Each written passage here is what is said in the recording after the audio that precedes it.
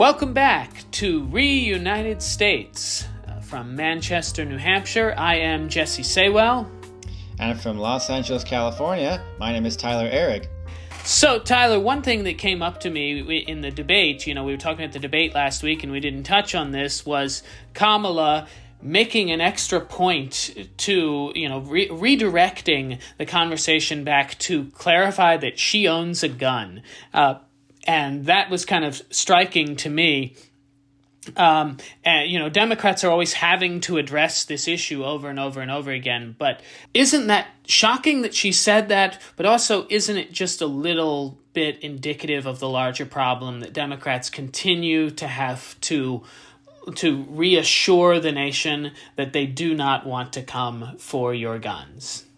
I didn't expect it, certainly.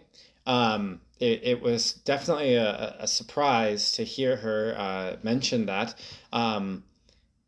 It's interesting because as we talk about gun control and the platforms on gun control, I feel it really shouldn't be necessary to make this big old thing on how, hey, I also own a gun just like you. See, I'm not going for your guns. And yet it is still necessary. I'm glad that she said it, because when you look at the rhetoric from Trump, when you look at the rhetoric from the NRA, right, and other gun lobbyist groups, the Democrats, regardless of their platform, really have no choice but to defend themselves on this because of just how fearful half the country is that their Second Amendment right is going to be abolished, taken away from them. And it sucks because it's like they're defending nothing. Like, they're not defending something that they said, or rather, they're not defending something that exists as a legitimate platform for them. They're defending claims, that are not grounded in any sort of reality when you look at the history. But at the same time, it's politics. You have to do that, right? You have to defend yourself. You have to ensure that people don't have a certain opinion that could, hurt your chances. And I think for that purpose, the gun move by Vice President Harris during the debate was a great choice. I personally think it grounds her. I didn't expect her to have owned a gun, and I legitimately, my bias aside, I legitimately think that actually makes her a bit more approachable in a weird kind of way. Absolutely. I mean, yeah, I think she is.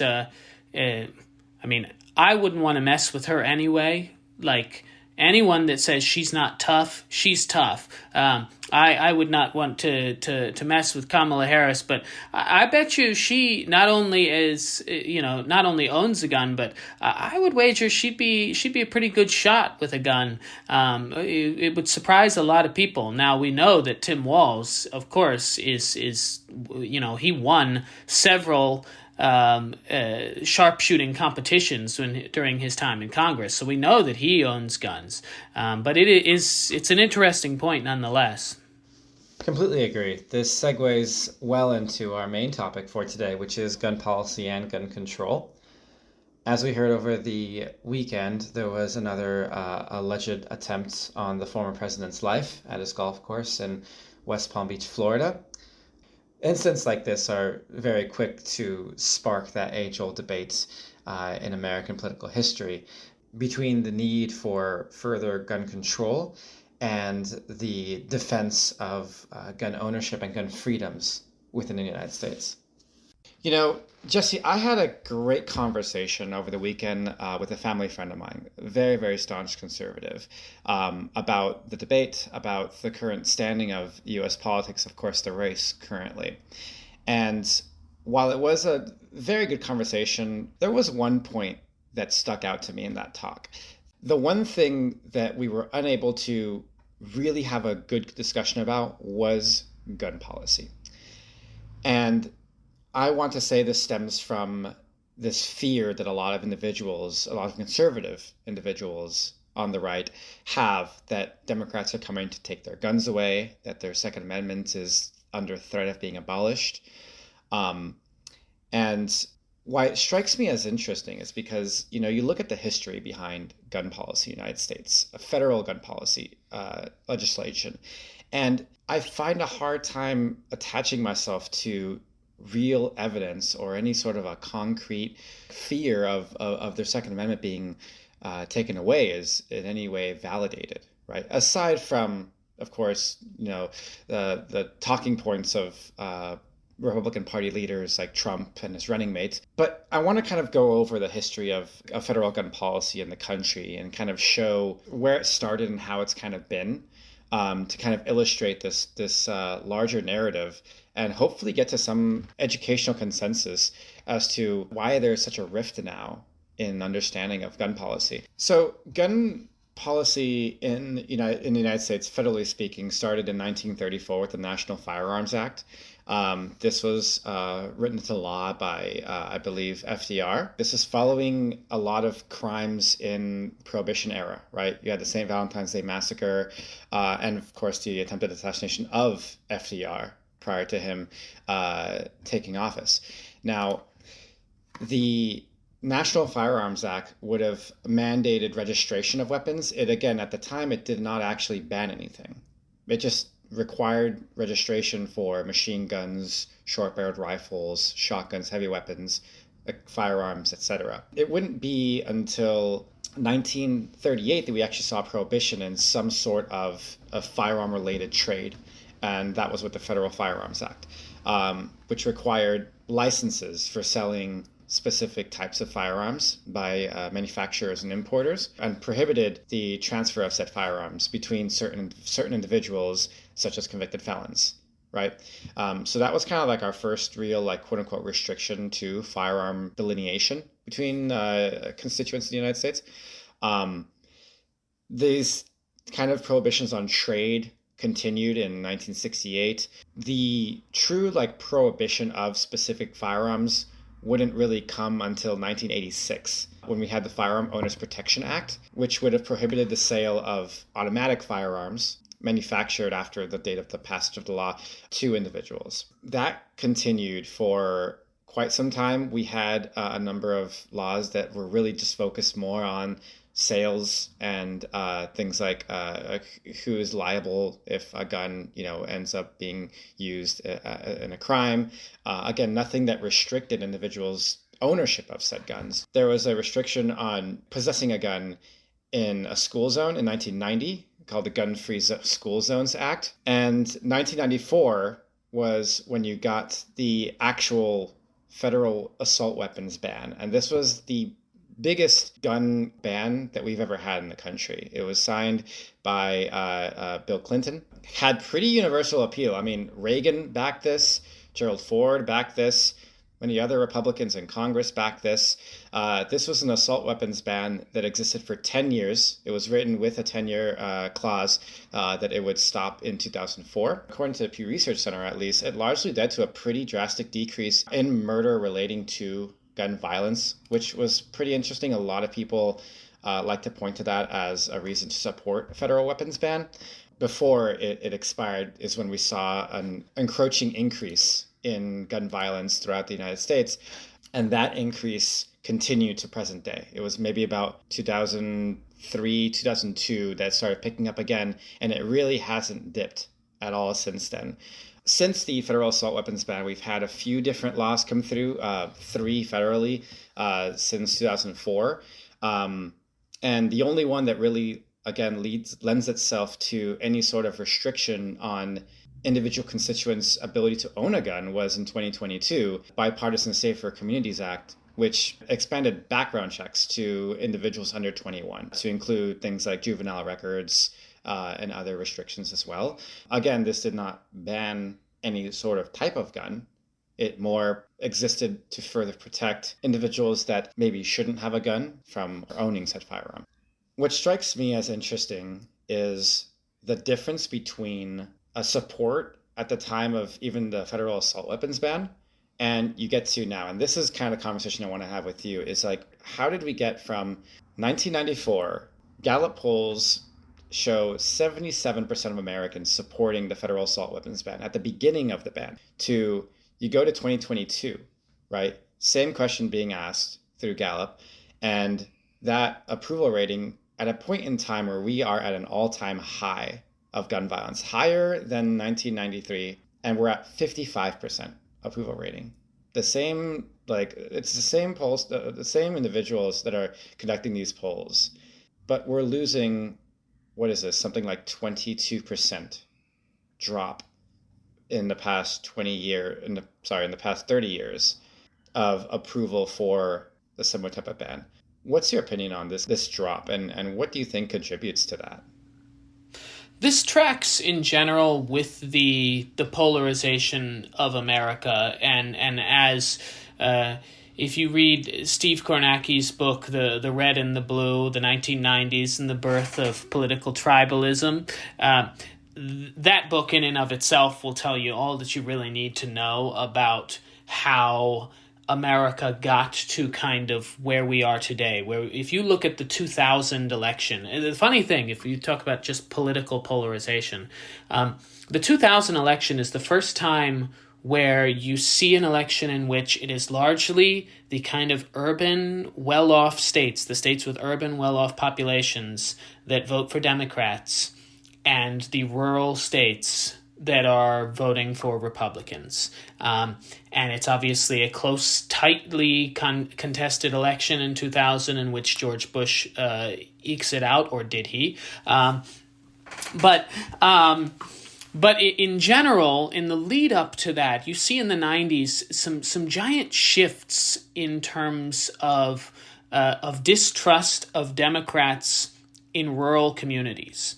And what we've seen over the last 30 years, in my lifetime, in your lifetime, is that Democrats are losing in rural districts. They're losing in states that have heavily rural populations. And it's because they seem out of touch. It used to be the Republicans who were the suit and tie party.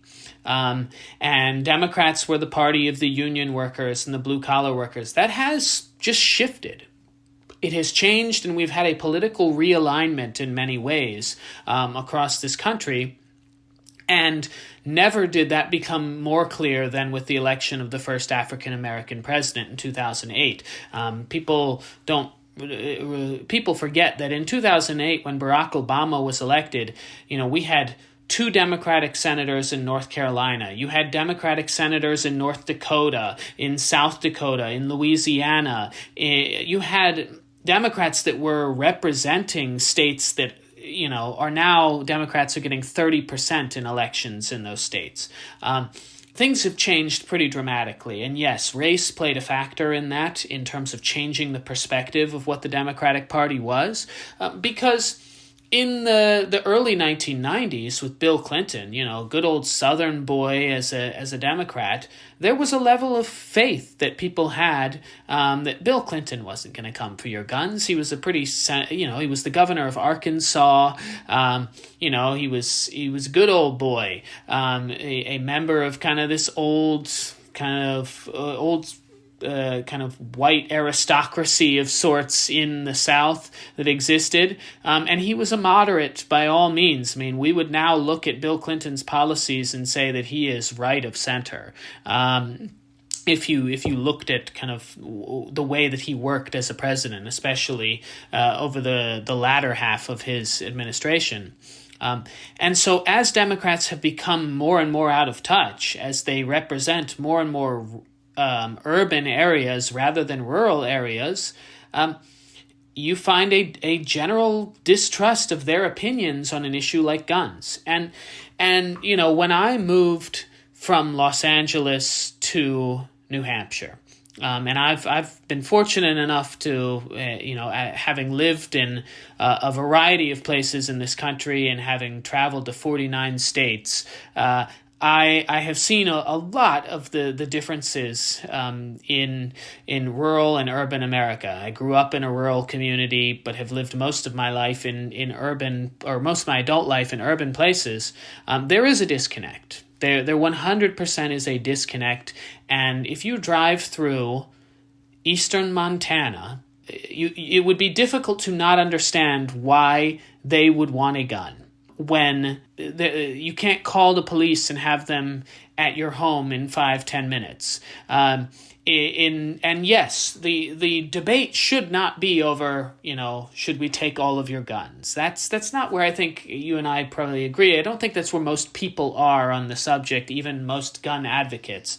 But at the same time, that's what people fear, right? That's yes. what we hear when we talk to people. And clearly no one's coming for their guns. I mean, even if outside of the fact that no one is explicitly saying this, that it's not on any platform, Vice President Harris is going out of her way to explicitly say that we are not going after your guns, regardless of whether or not individuals believe that. It's enshrined in the Constitution. I mean, there's not much that anyone can do about that. And why is it that amendment is all of a sudden something that can be ripped away? Where is that coming from? So this is a distrust in the U.S. This is a distrust in the government that exists in the U.S. that did not exist 40 years ago. And so this is really where this is, what this is connected to. In the 1980s, if you looked at the do you trust your government statistic in the 1980s, and this is post-Watergate, mind you, 70% of people thought that they could trust their government. If you ask it now, that number is in the teens on a good day in terms of who trusts the government. Now, how did this start? Okay, so Ronald Reagan came out, and the worst thing that anyone can possibly say to you is these words, "I am from the government and I am here to help." He said, government doesn't solve the problems, government is the problem. And what that happened, and that really took out a huge portion of government. And I know you're a government worker, you can speak to the hard work that the government workers put in, and the lengths that they have to go in these jobs. But what it did was it discouraged significant numbers of people from actually wanting to work for the government. So that's one aspect of it. There was a significant... the government jobs went from being jobs that were really highly valued to jobs that in certain segments of the population were viewed as like they were, the people that people moan and groan about at the DMV. And so... That was kind of the assumption that was created by Reagan's kind of attacks on the government. What he ended up doing by trying to talk about small government was that he ended up making the federal government, the bureaucracy, work worse. He actively made it worse in doing so. But it created this distrust in the government that led to things by the 90s where we start seeing things like Waco. And in the early responses to Waco, the majority of the public was still very much against that. But when you have federal agents coming in, and kind of, having to basically lay siege to a group of citizens, now a bunch of lunatic cultist citizens, but still. And then you have the Oklahoma City bombings in the mid-90s, which are, again, kind of a response to the Waco thing. This is, a general distrust. This is a government building in Oklahoma City because somebody was distrustful of the government. Then in 9/11, you have significant number of people who believe that, at the time, argued that 9/11 was an inside job. The conspiracy theories started to grow, and this distrust of government, what are they not telling us? This seed had been planted, and with Democrats being kind of the suit and tie people, they got associated with government in a way, especially because they were promoting big government. Republicans became the small government people, which they don't really do very well, quite frankly. They say that, they talk a great game, but they're not very good at the whole small government thing, if we're being honest about it. But Democrats became associated with the federal government, and then that's how when Trump comes in, all of a sudden it's deep state. They're coming for you. They're listening to you. And all of that creates a distrust in the government looking out for you, and a belief that certain people in the government are actively trying to take away your rights and control your lives. And the guns, this is why you started to see in the last 20 or 30 years people stockpiling guns, and the NRA stoked these flames to get more and more money to sell more and more guns by saying, look, listen to what this person said. And in fairness, you say that, you mentioned, I don't think anyone's really promoting that. Yes, there are. There are Democrats that are actively promoting, like, coming and taking guns from citizens in a way that I would view as unlawful, personally. Beto O'Rourke, love the guy. But when he said, and I said this at the time, when he was in the Democratic debate trying to become president in 2019, and he said that he wanted to come for the guns, we're coming for your guns, we want to buy back guns, I said, to many people at the time, I said, his political career in Texas is over. There is no future for him, and of course that was true. He lost the gubernatorial race by a much larger amount than he had lost the Senate race. He has never held another office in Texas again after that. So there are those instances, and when people say things like that, when you have people not giving especially nuanced discussions, not kind of conceding to the general, the general belief that there should be some level of Second Amendment rights that protect you having guns in your home, you create distrust. And that video gets played all the time in these, kind of collages of, Democrats are coming for your guns, in these kind of fear-mongering collages.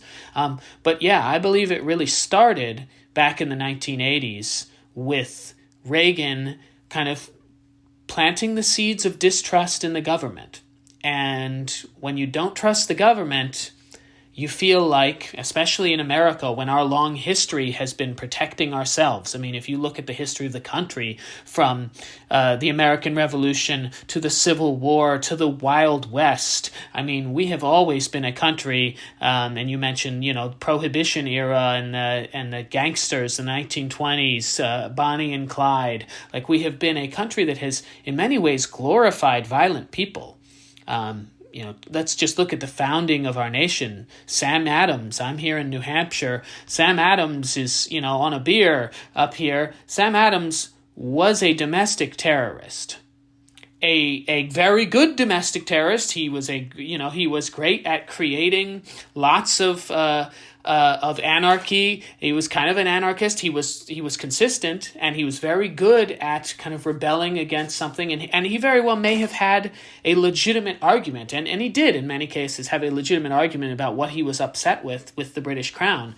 But an anarchist who started the American Revolution with violent displays of tarring and feathering people and creating violent acts and destructing property, and arming the citizens. That's things that we have glorified throughout our history. And so it is in our psyche as Americans, having grown up with that. And Wild West, I mean, how many people grew up watching, cowboy shows, especially of a certain generation, watching Gunsmoke, watching Bonanza, in which the good guy is always carrying the gun, watching Law and Order, there's always, the good guys with the guns, NCIS. There's so much violence in our media that we consume, in which the good guys are violent people, that when we have distrust of the government, we assume the only way that we can, protect ourselves is through violent means. I'm not going to lie. I mean, watching Ice Cube break down a door every Sunday on Law and Order, that's for you, man. I love that shit. I mean, I personally prefer when he's like, you mean that there's a database where we can look up people's fingerprints? It's like, yes, you are a detective, sir. So this is actually a great transition to our next topic here. You mentioned our storied history with glorifying violence, and a lot of what made America what it is today, at least 200 plus years ago, in the founding of our country, was these incitements of violence, right? These unexpected, in some opinions deplorable, and not in some opinions glorifiable, acts. How does this translate now? We're having a lot of talk about another revolution, right? These buzzwords that are going around that kind of egg on the masses to believe that we're in some sort of, revolution 2.0 for America. Yeah, so I mean, I'll save kind of my whole "we're in a cold civil war" discussion for a larger discussion, but I do believe that. I believe that in a lot of ways we are divided so much right now in these, and it's really a rural versus urban divide. And we are seeing acts of violence. It's not a civil war of armies, it's a civil war of acts of violence that are being presented. And to be clear, the vast majority of that is coming from one side of the political spectrum. If you look at most of these mass shootings, how often is it a racially incited incident or a white supremacist, something along those lines? What I will say, though, is that yes, it is inevitable, based on where we stand, that there's going to be some level of response from certain lunatics on the other side of the spectrum as well. And we should all be condemning any attempt on anyone's life, certainly a political figure. I don't care how you feel about Donald Trump. I think he is dangerous. I do. I think he's a serious danger to the things that I really value in our society. But I do not want him dead, and I certainly don't want him assassinated or any sort of violence inflicted upon him. And that's not just me saying that as a human being. That's genuinely, we can't go down this road. And so the first attempt on his life earlier this year, there's no real evidence that was political. That just seems to be some nut job who wanted to assassinate someone, and Trump just happened to be coming to his town. But this most recent one, at least it appears to be, in some capacity, a political attack. And that needs to be condemned pretty clearly, and you're hearing it condemned from the left. Now, what you're also hearing is people like J.D. Vance coming out and saying that the liberals in this country are inciting violence, and that liberals incite violence and conservatives don't. I mean, that's a little rich. Let's just talk about Trump's rhetoric. You want to talk about toning down the rhetoric? Let's talk about Trump's rhetoric on Kamala Harris. One, he won't say her name correctly still, but let that slide. Quote, "She's a Marxist. She's a fascist," end quote. Never mind J.D. Vance saying that calling someone a fascist is dangerous. Okay, let's continue. "This is a radical left, communist, Marxist, fascist." Okay, let's go on. "If Comrade Kamala Harris gets 4 more years, you'll be living in a full-blown banana republic rule by an anarchy and a tyranny." That doesn't make any sense, but I'm sure it scared some people. Here we go, even worse. "They're scum. They're scum, and they want to take down our country. They are absolute garbage." I mean, come on now. When we look at Crooked Joe, Crooked Hillary, poisoning the blood of our country, left-leaning that live like vermin, bird-brained Nikki Haley, bloodbath if he's not elected, blood coming out of her wherever, you're not going to have a country anymore, deranged Jack Smith, deep state. How many examples do we have to have of Trump's rhetoric that is deeply, deeply dangerous? And so, yes, Trump derangement syndrome is real, and some liberals have gone way too far with their criticisms of Trump and their rhetoric. But for J.D. Vance to come out and say that liberals are the dangerous ones, that's a bit rich to me, if we're having a sensible conversation. And all you have to do is look at the violent attacks against more left-leaning members or Democrats in recent years. Nancy Pelosi's husband was kidnapped and then violently attacked with a hammer in his own home as the man was trying to get to Nancy Pelosi. There was the guy George Sayoc, the Florida man in 2019, who sent pipe bombs to Dems that the U.S. attorney said were intended for former Vice President, now President Joe Biden, Senator Cory Booker, the CIA director, the former Director of National Intelligence, Hillary Clinton, It was sent to CNN. It was sent to Robert De Niro, now Vice President Kamala Harris, former Attorney General Eric Holder, former President Barack Obama, George Soros, Representative Maxine Waters. There was an attempt to kidnap and murder Gretchen Whitmer, the Democratic governor of Michigan. So this idea that somehow this is an equal playing field and that Democrats are the ones who have raised the stakes by saying that Trump is dangerous to democracy. Well, he is dangerous to democracy. That's not saying you should go kill him. That's saying he is dangerous to democracy. He sent a mob to a capitol. Again, you want another example of violent rhetoric. We have to fight like hell. These are, Rudy Giuliani got up there and said trial by combat, which, we watch Game of Thrones. We know what that means. Yes, we do know what trial by combat means in Game of Thrones and in real life. So it's deeply disturbing to me and frustrating that some idiot is going out there trying to shoot Donald Trump, both on a moral level, but also what if he succeeded? God forbid, what if he succeeded? Do you understand the hell that you would bring down? There are people in this country who would immediately take up arms if he succeeded, if Donald Trump was killed. This is what I said after the first attempt. There are people who are looking for any excuse to take up arms and go out and try and punish the people who they would hold responsible.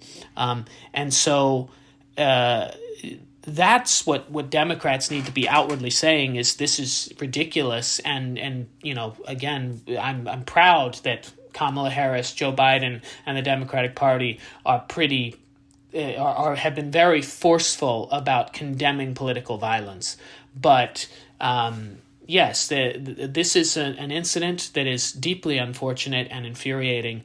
But if we're being honest, the vast majority of hateful, divisive, violent rhetoric has come from Donald Trump over the last decade. And so I don't buy into this argument that somehow liberals are responsible. So, in the spirit of having this rational discourse with our neighbors, with our conservative leaning friends and colleagues, we need to come to some sort of consensus in the sense of how do we have a conversation with somebody that does not fall into this situation where we're blaming the other party for threats of violence, right? Condemning in a sense, because a lot of people right now are kind of throwing out, blame on both sides, I think. And while I agree with you, I completely agree that there is fault in the individuals who are making these statements, especially Trump. There is at the end of the day, that's a scapegoat for, I feel, what is a larger problem, in this country where it's people are so prone to violence in the sense where if they get an excuse, like you said, the first guy that tried to assassinate Trump didn't even need a political reason. It was a time and a place for him. But if you look at January 6th, those people were looking for a reason. Mm-hmm. They may not have done it if they didn't receive the call to arms, as many people claim, but they're there and they're waiting. And we need to have conversations about why are people so prone to jumping into the fray like this, right? What's been seeping and metastasizing in the American culture that has people so on the tips of their toes where all they need is one incendiary comment, Because clearly Trump's not saying hey, go kill somebody, right? He's not telling people to do that, but he is saying something incendiary. And the incendiary thing is just barely enough, but it's enough. It's enough to make people storm to Capitol grounds. It's enough to push people to kidnap, to murder, to send bombs, to sacrifice their own personal freedoms and give up their life for violence. You make a great point here. It is, it shouldn't be this easy for someone like Donald Trump to incite someone to potentially go and commit an act of violence. I think that this goes back to the whole point of what we're doing here. You have to be able to have logical conversations and have discussions with people who disagree with you.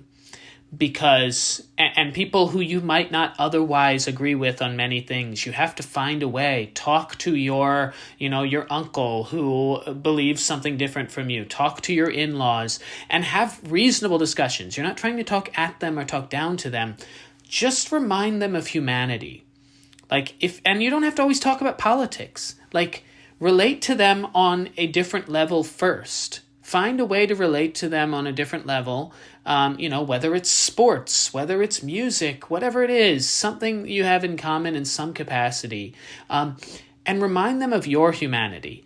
And then when they find out that, you have a different political opinion, if you're not wagging it in their face, chances are they're going to have some level of respect for you, or they're going to have some level of decency towards you, so that the next time they see a Harris wall sticker, maybe they're not getting quite as angry. Maybe they're not jumping to the conclusion that the other person is inherently the enemy, because they know someone who is a Harris supporter who is not the enemy. And it's the same thing that maybe the next time you see a Trump, somebody voting for Trump, somebody supporting Trump, maybe you go, okay, maybe that person is just a little bit misguided, or maybe they believe something differently than I do, or they have an entirely different perspective. Or you see somebody going to the gun range, you don't automatically assume, wow, that's a terrible person because I support, banning assault weapons, and they go to a gun range and fire off an AR-15.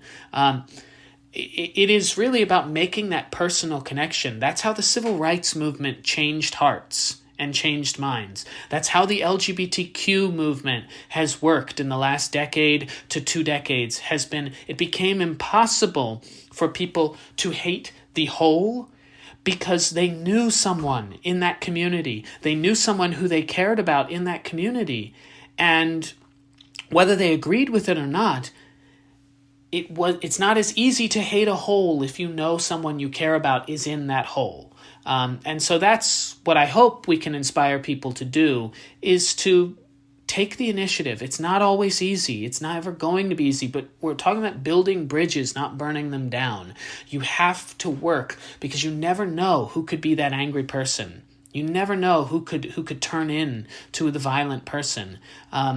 As much as possible, we need to be creating allies with people who we disagree with. We have to find things, that common ground that we have, so that there's some level of trust and not entire distrust between those communities. And yes, it's easier for some people than it is for others. I'm a straight white male. It is easier for me than it is for some other people. I acknowledge that. But I can't be the only one doing that, because I can't bring the perspective of a person of color into that discussion. I can bring my own perspective on various issues, but I can't bring the perspective of a woman into a discussion. I can, certainly try based on the people who I'm close with, who I have listened to, and who I respect their opinions.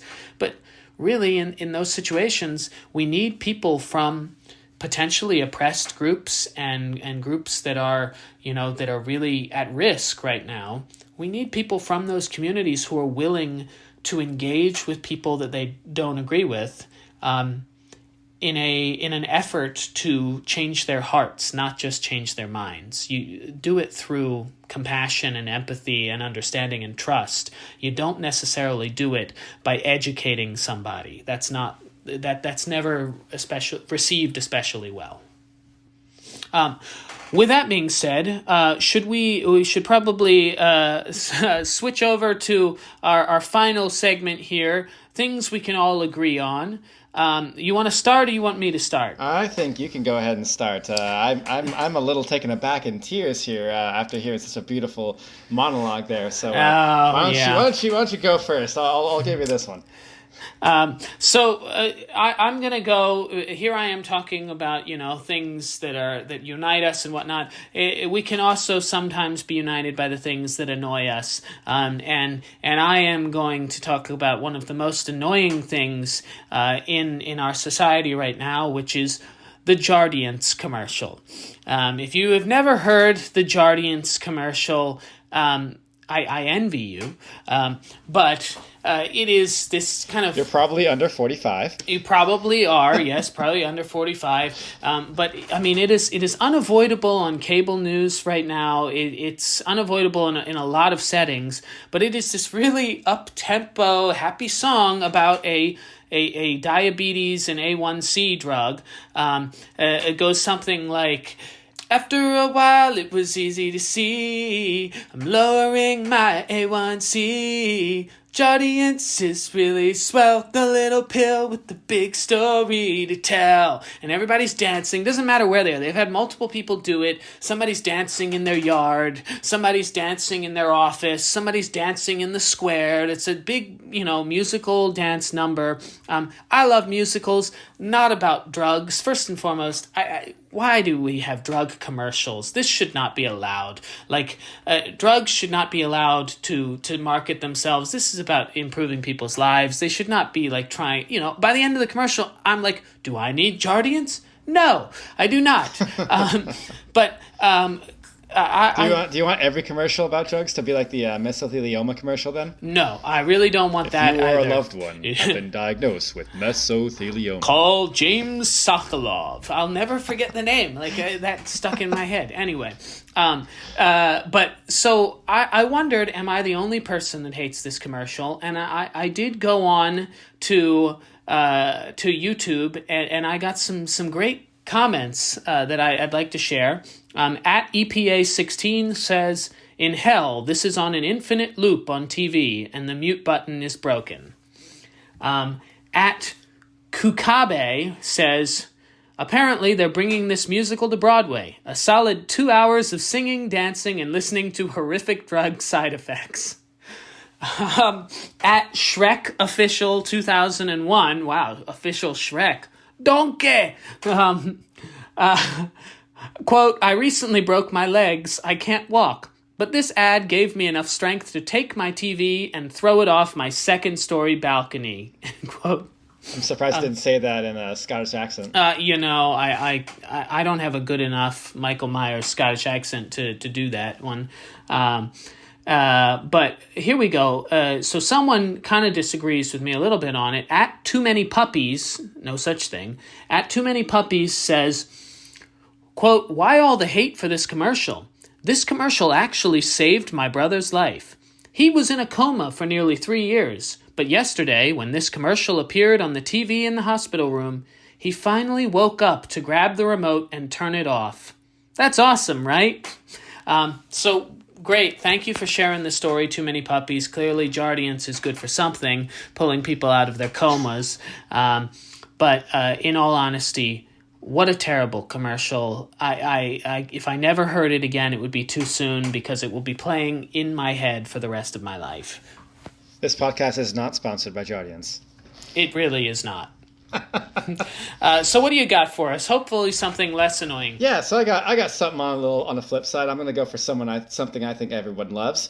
So I'm a big gamer. I love video games. I've been playing them since I was a wee child. And I gotta say, one thing that I think has been a godsend in the video game industry has been the introduction of autosave. And if you're unfamiliar with what that means, so normally, if you've used to play a lot of games back in the day, you had to save your game, usually on a menu or something, right? Or memorizing a code if you're really, really old. And that was the only way you could save your progress, right? Save your game. Then you can progress, and if you die in the game or if the power goes out or something else happens, then you get kicked back to the title screen. You got to restart from whenever you save last. It was awful. Oh, yes. It was the worst. I didn't have too many problems with power outages, but I know a lot of people that did from other parts of the country. Did. Oh, I'm sure you did, growing up in Maryland. Yeah. So I cannot imagine how frustrating that must have been. But you know what? In I want to say the early 2000s, maybe mid-2000s, we got the concept of auto-saving introduced to the industry, and now it's in every single game, right? Unless there's a very specific reason as to they're not doing it for some artistic reason, it's in every game. Your game saves every 3 seconds. Enter a door, it saves. Talk to a guy, it saves. Pick up an item, it saves. You know what? Power goes out, or maybe my kid turns off the PS5. Well, guess what? My progress has been kicked back, I don't know, 5 seconds, a minute, thanks to auto-saving in games. And I gotta say, I think that is a net positive for the industry. Losing progress, thing of the past. Can't say anyone disagrees. Saving the world, one autosave at a time. And with that, this has been Reunited States. Thank you everyone for listening. And a special thank you to everyone who gave us feedback for the last episode. We're continuously trying to improve the show here.